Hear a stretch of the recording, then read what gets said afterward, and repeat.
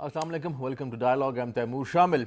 Afghanistan has arranged a lawyer jirga. The government of Afghanistan, primarily President Ashraf Ghani, and the main issue was the release of the 400 Taliban prisoners, which President Ghani thinks are one of the most dangerous Taliban prisoners, criminals, and that his government was not in a position to release the 400 Taliban. Only the lawyer jirga would decide the release of these 400 Taliban. On the other hand, Taliban have said that the lawyer jirga has no legal status and that the Taliban would welcome a decision that would release the Taliban prisoners and so that they can go for peace talks with the Afghan government. The violence in Afghanistan continues. Taliban have been attacking the government installations, military installations in Afghanistan. Recently, ISIS too has been carrying out attacks on the prisons as well as on the government installations. While this violence continues in Afghanistan, many people think that President Ghani perhaps has been using the lawyer jirga as a bargaining chip with the Taliban. Taliban are skeptic about the outcome of the lawyer jirga. They think that this might not release the 400 Taliban, and if this doesn't happen, Dr. Abdullah thinks that the violence might continue in Afghanistan. So the situation in Afghanistan, political situation, is fragile. It is precarious. What would be the future of intra-Afghan peace talks? This is important. And yesterday, interestingly, President Ghani stopped just short of saying that they didn't agree with the peace deal between the Taliban and the US.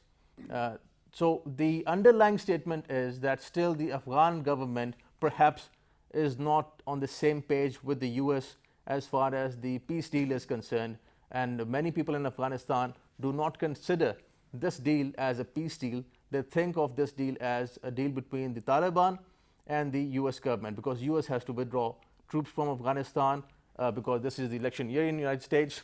But this is equally important for Pakistan, the withdrawing of US troops from Afghanistan, because Pakistan has been affected directly and indirectly by the security situation that has been going on in Afghanistan. Of course, Pakistan would want peace and stability in Afghanistan, and if this happens, this would be a great milestone for the regional peace as well as for Pakistan and Afghanistan relations. We are joined by our special guest in the studios.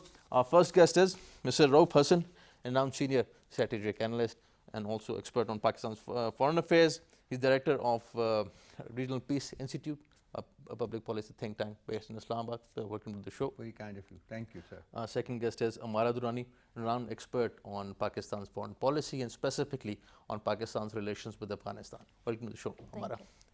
So, sir, starting with this lawyer jirga, yesterday a lot of statements, and President Ghani was he was giving sort of mixed signals about the lawyer jirga, about the release of the Taliban. Do you think that President Ghani has also used the lawyer jirga as a tool perhaps to negotiate with the Taliban? Thank you for this. I have been one of those people who have consistently believed that at the end of the day, it is President Ghani, who will become the real impediment in the path to peace in Afghanistan.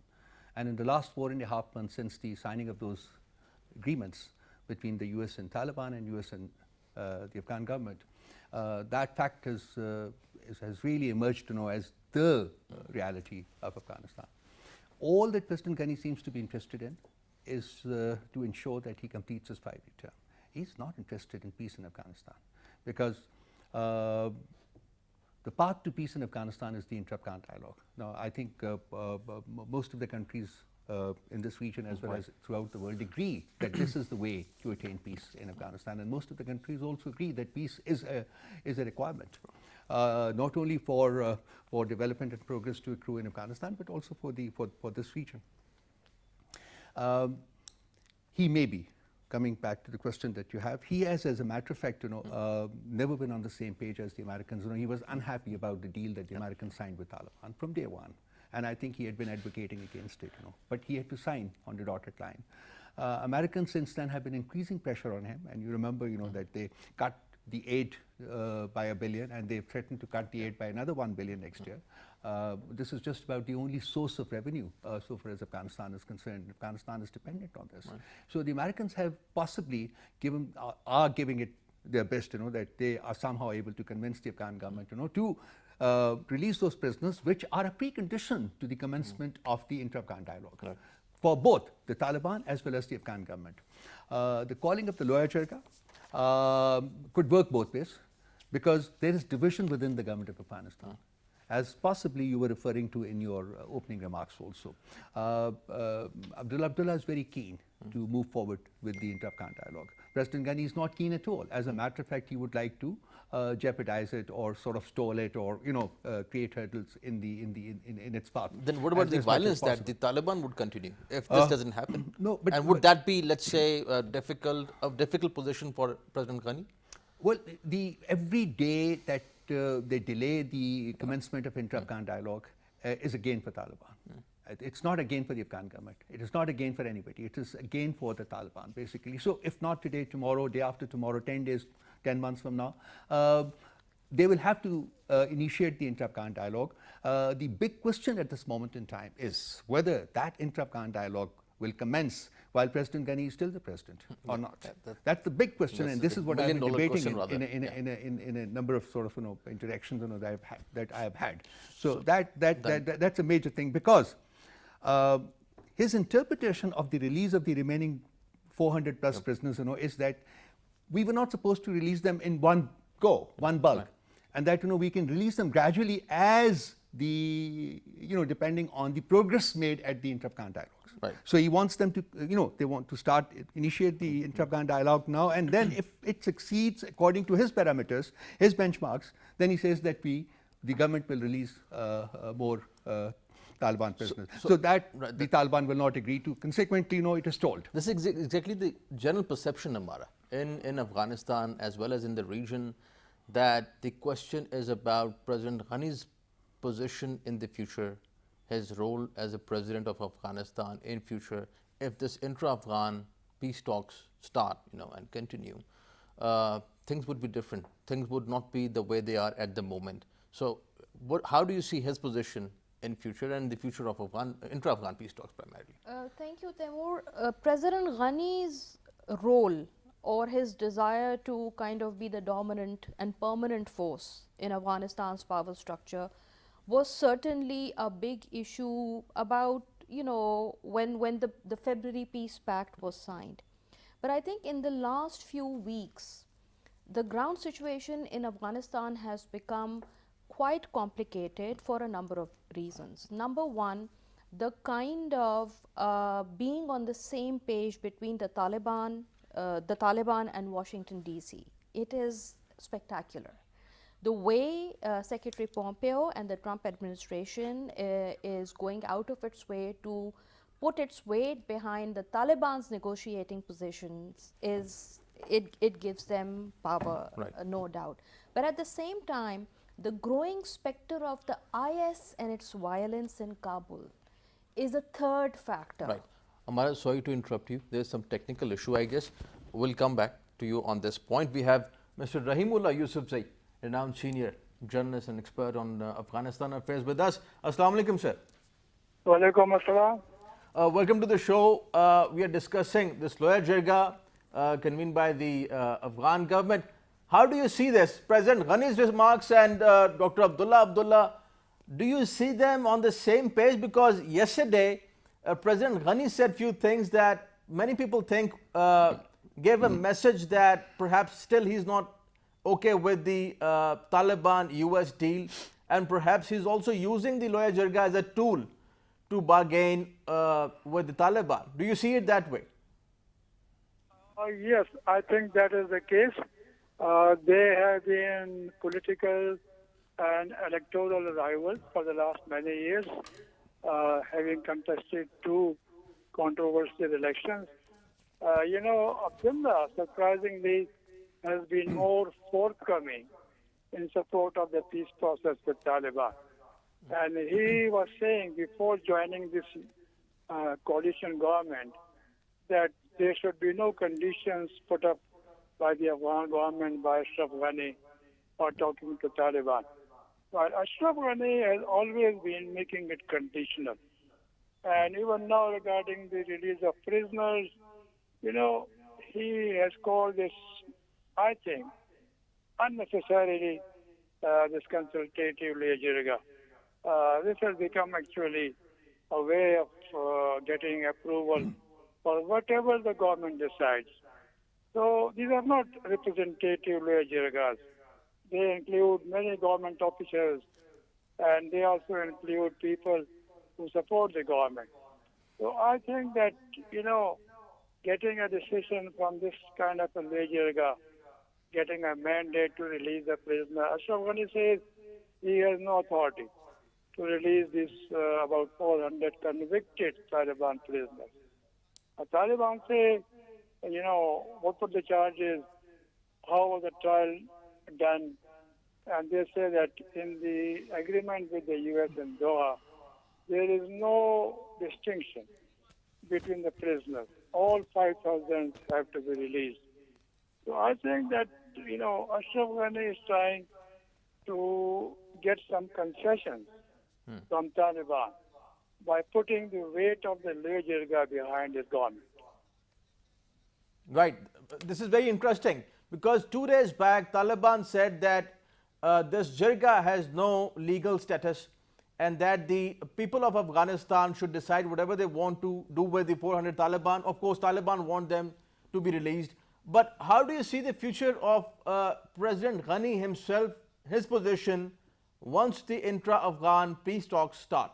Do you think that he is worried about his position primarily, the interest of his government? Definitely, because the Doha agreement says that as a result of the intra-Afghan talks, a new government will come into place. That's right. Which means this government will have to go. And that, I think, will not be acceptable to Ashraf Ghani and his supporters. And this is the reason I think they will keep delaying it. They will come up with new issues. Hurdles will be created. This is what is already happening. This intra-Afghan dialogue was supposed to take place on 10th March. And on 10th March, 10 days after the Doha agreement, all the 6,000 prisoners had to be exchanged. It didn't happen, and the reason mainly was the Afghan government. Taliban had already released 1,000 prisoners, which they had promised, but the Afghan government still has to release about 400. So I think that Ashraf Ghani and his supporters, they are worried about their future. They have opposed the complete withdrawal of U.S.-led NATO forces. They, were also bickering among themselves, Abdullah and Ashraf Ghani. Even now, Abdullah's 50% nominees in the cabinet have not been introduced. Even now, they are not fully agreed on the Afghan negotiating team, which is supposed to talk to the Taliban. There are so many ifs and buts. And this is because of the foot dragging by the Afghan government, especially Ashraf Ghani. Without the presence of foreign forces, he himself says that without international assistance, his armed forces will collapse in 6 months. But that is the reality, and that is why he's so worried. Right. Mr. Yusufzai, thank you for joining us. Thank you for your time. Amara, so Taliban are skeptic about, primarily in their statement 2 days back, they weren't very positive about the outcome of Loya Jirga. And perhaps they're thinking that President Ghani would not, release this 400 So Taliban. let me pick up from where I Please, left off. I think the game has shifted from personalities to a contest between the systems. The current Kabul government, that whatever democratic modern state that it represents, and what the world or the people fear the Taliban would represent if and when they come to power. I think this has become less about Ghani, the person, and more about keeping some kind of prevalence of the Kabul government's hold on the negotiating process before it starts. I think we have to really understand who are those 400 prisoners that have become the stalling card. According to reports, these are the most hardened, most violent of militants who are involved in high profile attacks not only within Afghanistan but outside Afghanistan also. And we have to keep in mind Pakistan's security and strategic considerations regarding the presence of hardened Tehrik-e-Taliban TTP militants and in JUF, Afghanistan. Jamaat al-Arab, right. Considering that we are not ruling out a proxy warfare scenario in Afghanistan as a result of potential failure of the negotiations, you know, the violence or the breakdown of negotiations is very much an option. So I think this is not just a question for the Kabul government. There are a number of other stakeholders, regional and international. There is a lot of behind the scenes, jostling for lobbying. And I think it is standard of Taliban to reject the Loya Jirga because to it represents a continuation of the modern democratic system that it wants to replace. So I think what we are seeing is a pushback from the Kabul administration as a whole, not necessarily. And Abdullah is very much part of that. Exactly, You see, right. Yeah. if there is a power sharing formula, these are the same actors, whether it's Abdullah or Ghani, who Abdullah is are okay. going to be part of the power sharing formula. What would be the form of the new government? That is what is at contest now. Very interesting, because Dr. Abdullah is okay with it. Rather, his tweets today and yesterday, he says that he wants an outcome out of this jirga as soon as possible. And even today he tweeted that let's come up with a decision on the Taliban, at least the 400 Taliban. So Abdullah wants the Taliban to be released, but President Ghani is a bit reluctant in that. How do you see Dr. Abdullah? See, when last time, not this election, but elections before last, there was a feud between Abdullah and President Ghani. Yes. So there was a settlement, which was orchestrated, by the Foreign Secretary of the USFA. He came, and although both people stayed in the government, so to say, yet the agreement was never implemented by President Ghani. You know that. What he promised, to Abdullah, yes. Because of that agreement orchestrated by the Foreign Secretary of America, it was never implemented. Same is the case this time. President Ghani is not implementing the agreement, with like Rahimullah Yusuf Saab also said, and this is a reality. Why? The problem is that the only strength that President Ghani has, the only thing that he has to exploit, that he is the so-called elected president of Afghanistan, which he is not. Less than 10% people understandably participated in those elections, and they were rigged, grossly rigged. The whole world says that they were grossly rigged. So he's no elected president of Afghanistan. He is a self-appointed president of Afghanistan. Even before last elections, results of the elections before this were not accepted even by the Supreme Court, so-called Supreme Court of Afghanistan. So I gave him extension. I disagree with this contention. That the problem rests beyond President Ghani and a very small coterie of people around him, right, who have benefited because of this rule. And I can name them, which I would not like to, because maybe there's some sensitive names in that.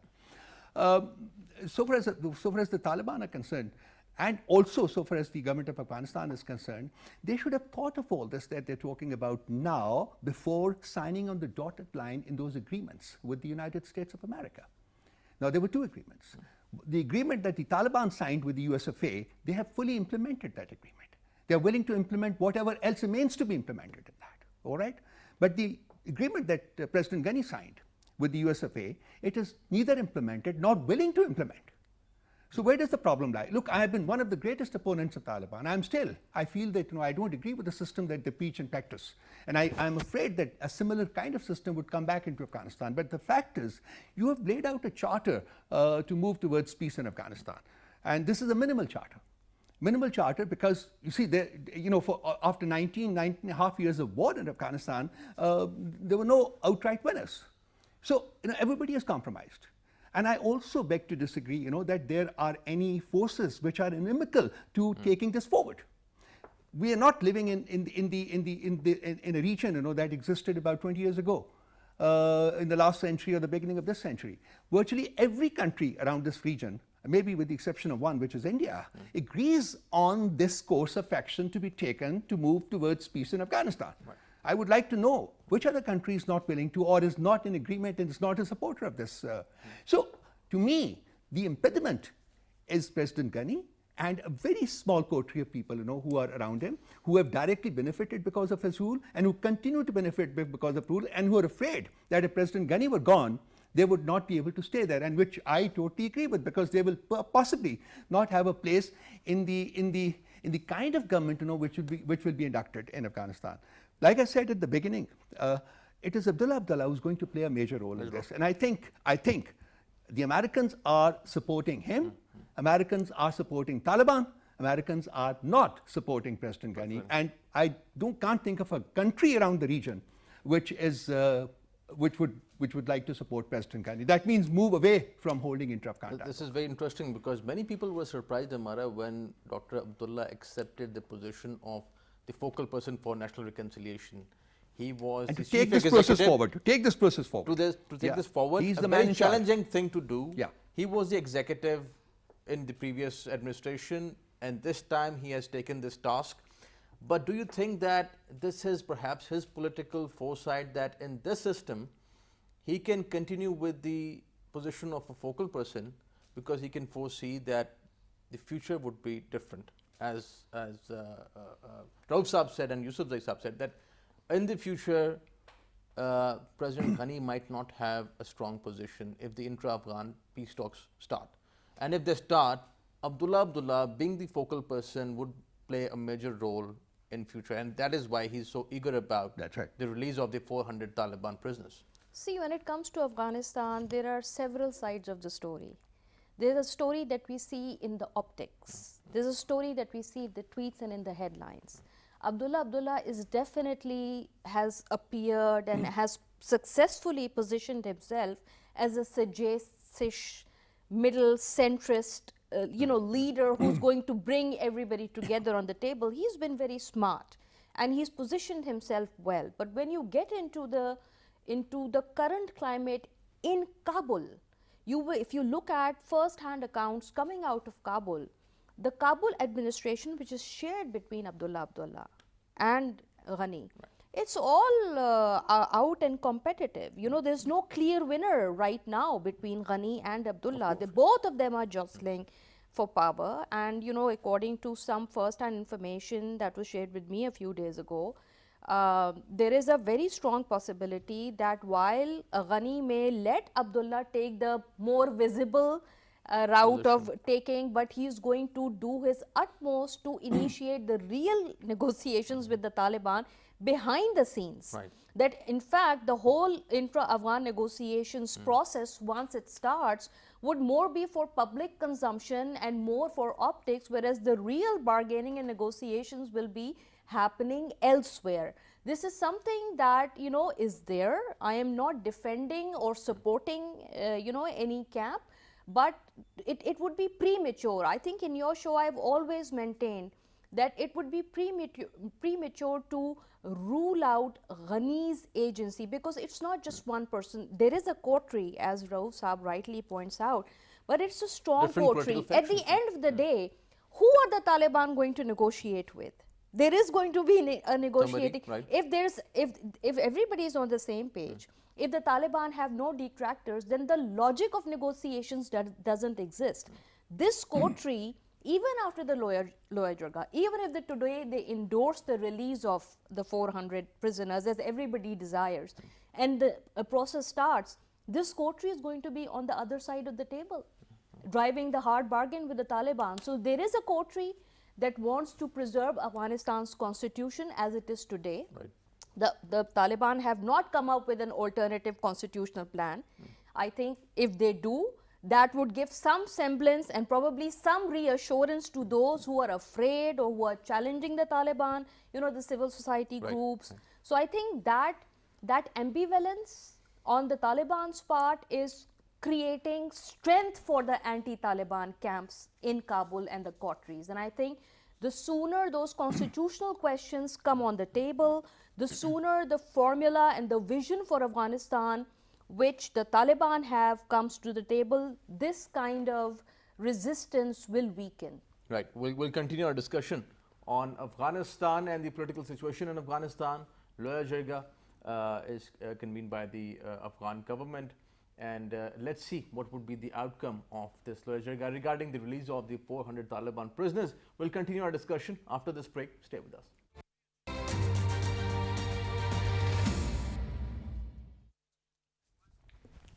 Welcome back. We are discussing Afghanistan, the political situation in Afghanistan. Recently, Foreign Minister Shah Mahmood Qureshi and Secretary Pompeo had a phone call, and both talked about the regional peace. Foreign Minister Shah Mahmood Qureshi raised up the issue of Indian-occupied Kashmir. Both talked about Kashmir as well as Afghanistan. That is the main concern for US as well as for Pakistan.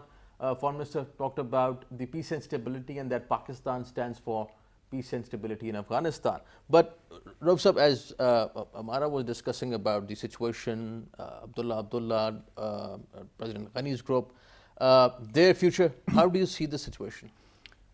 You see, Amara said, that the Taliban have not come up with an alternative constitution as yet. They don't have to, and they will not. And why should they? Why should they expose their cards? They will expose their cards at the negotiating table. And where is the negotiating table? When the inter-Afghan dialogue commences. As a matter of fact, nobody would do that. Forget the Taliban. Nobody would display their cards, show their cards, before the commencement of a formal dialogue. So there's some pressure on Taliban. The only so-called inter-Afghan dialogue that was held, which was with the courtesy of the Germans, they arranged it, in Doha, where the Taliban people sat with some unofficial representatives of the government of Kabul. That was almost 7, 8, 9, 10 months ago. They were found to be very flexible, and this is first-hand information that I received from the person who was actually conducting the whole dialogue, from the side of the Germans. So he said that we found them to be very, very compromising, and they're consummate negotiators.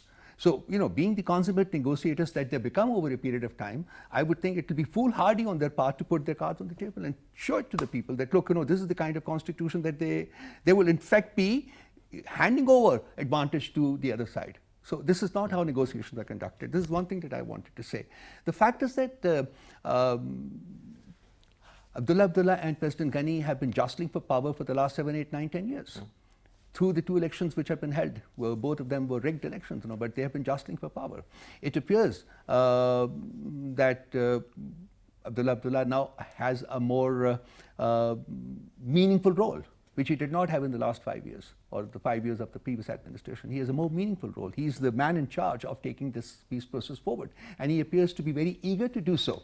Unfortunately, President Ghani has some other objectives in mind. But Amara's point is interesting, that we cannot perhaps underestimate President Ghani's approach towards dealing with the Taliban. On the face of it, because a lot of people are not happy with the way Taliban are dealing with the Afghan people, President Ghani perhaps has been dealing with the Taliban through the backdoor diplomacy, backdoor channels. Well, my information, I'm in touch with my people there, my people who keep informing me and keep talking to me about it. No, I don't think there's any back channel arrangement at this moment in time. There could be, but my information is that no, there is no such back channel. And again, I feel that why should the Taliban agree to a back channel? Why? They're not in a position of weakness. They're not. They're gaining with every day that passes, or that is wasted, /wasted. Passes /wasted. I feel that every day wasted, is giving more relevance and more power to the Taliban, which is a grave tactical mistake that the government of Kabul is making. I think they should have expedited the commencement of the inter-Afghan dialogue, because they have signed on the dotted line. They will have to release the prisoners in the end.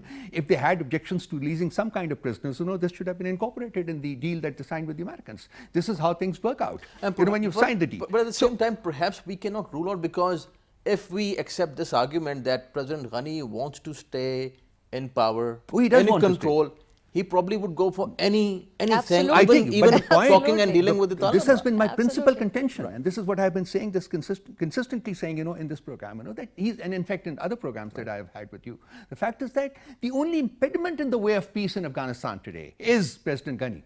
I've said it very categorically, and it is his lust for continuing as president of Afghanistan. not just for the next half a year or 1 year or so, but throughout the term, which is 5 years. He has passed only 7-8 months now. He has another 4.5 years to go. So he wants to stay there. Now, the big question is, will the countries who are interested in bringing peace to Afghanistan, including the Taliban and some other stakeholders who are also interested in bringing peace to Afghanistan, stakeholders from within Afghanistan, would they like to wait for that long? My personal understanding and impression is that no. I think patience. They're running out of patience, and I think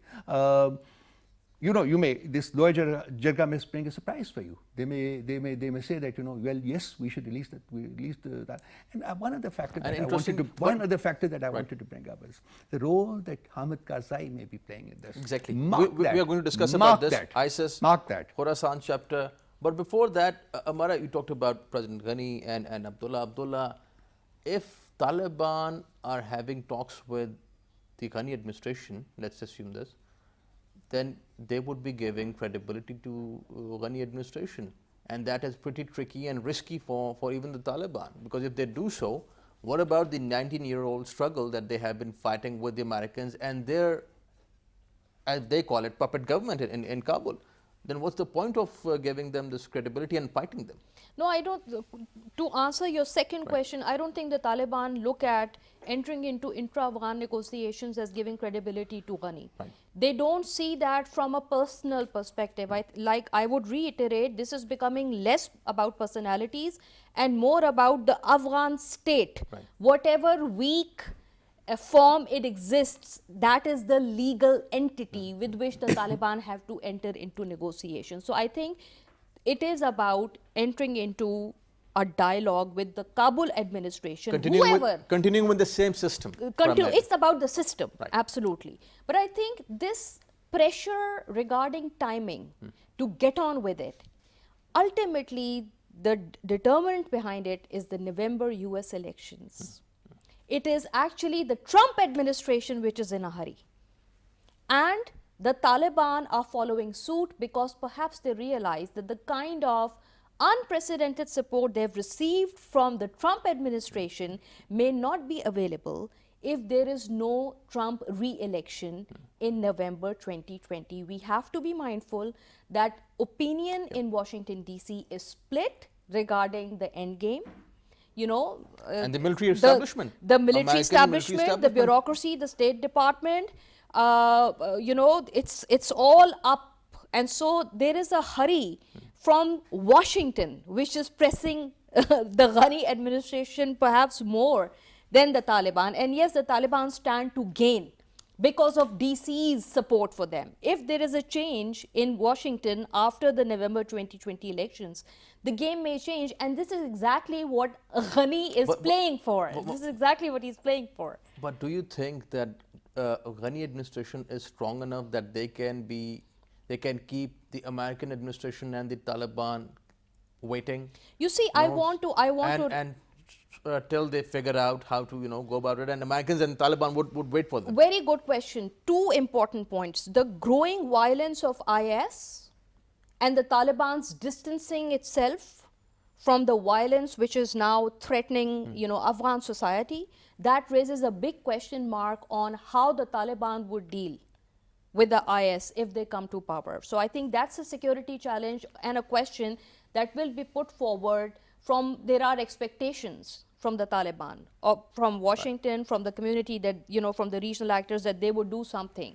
What's their game plan vis-a-vis IS? The second thing is, I would want to refer to the July trilateral statement issued by Afghan government, Pakistan government and China. That is a very interesting statement that didn't get a lot of attention. For the first time, Pakistan as a policy position stated that it wants the peace process and expects from the Taliban to respect and secure the gains made after 2001. That is a shift. Well, that is interesting, because there can be a lot of interpretations of the statement even. And the growing CBMs between Kabul and Islamabad on the trade side, on the official tracks, these are just, this has happened over the last 1 month or so. Things were not so positive between Kabul and Islamabad until February and March.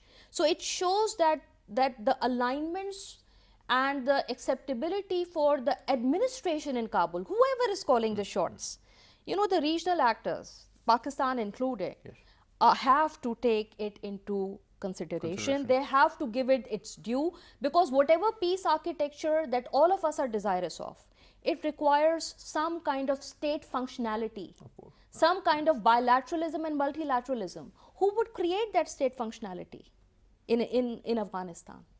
Let's see, because this is very interesting. Rabzab, you mentioned ISIS, Khorasan chapter, spoilers, and interestingly, in last couple of attacks that ISIS carried out in Afghanistan, some of the members and attackers were Indian nationals, citizens. So these roots of ISIS in India is interesting, also keeping in mind that India was kept out of these recent negotiations between the Taliban and you know, the regional countries. How do you see the role of spoilers and recent attack on the prison in Afghanistan? Let me just come to that. Please, please. But the state functionality, very important. All pundits, all people who have been, you know, following up the path to peace in Afghanistan over the last 25, 30, 40 years, agree that the state was most functional for the 5 years that Taliban were ruling the country.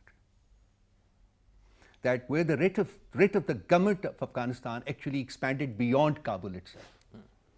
So I am not afraid of any lack of functionality under the Taliban. I'm afraid of the kind of functionality that they will bring to the government, you know, which I feel that has to be discussed, has to be negotiated, and they must be brought to a point where they concede and agree to bringing about a change in their own approach and mindset. This is interesting. That is the critical thing. That is right, but I'm not afraid of the functionality. Now, the other question that you put, very important. And this is a very important and interesting point, that it's not just Ghani who would ensure the functionality Not at of all. the system. Absolutely. How, The system is how the system. functional is the government in Absolutely. Kabul today? How functional is the or any government in government Kabul? for They that. have been losing out to the Taliban in the last 5-6 years, ever since Ghani has come there, and even before that. The gains in Afghanistan, that this thing, what is the principal gain in the last 19-20 years of war in Afghanistan? The principal gain is that the Americans have been ousted from Afghanistan. That is the one and only principal gain. They came to fight the Taliban. They were unsuccessful, unfortunately, for a person That's like the me. But the interpretation fact of is, you know, that is it. Yeah. Now, coming to your question, the spoilers. I read the ISIS today in 2020 as the Northern Alliance 20 years back. You see that? That is the parallel that I would draw. Who is supporting ISIS today? India. Absolutely. There's no confusion. There's no doubt in my mind about it. And you talked about the fact, you know, that some of the people are of Indian origin. Yes, they are. And this is President Ghani. My information is that President Ghani is using this ploy, or he's trying to use this ploy to elongate his rule in Afghanistan to beyond the elections in the USFA. And he feels,